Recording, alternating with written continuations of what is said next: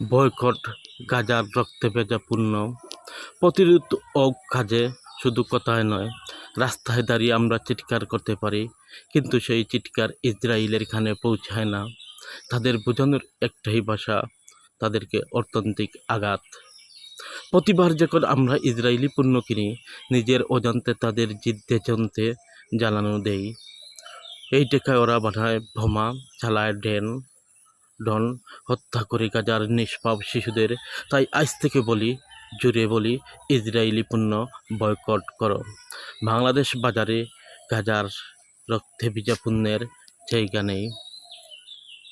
প্রতিটি পণ্যের level check করে জেনে নাও এই পণ্য কি গাজার কান্নায় ভিজা।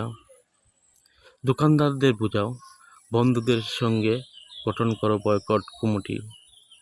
সচেতন করো, প্রচার চালাও, তোমার পোস্টে, তোমার কণ্ঠে, তোমার ভিডিওতে হোক প্রতিরোধের অস্ত্র।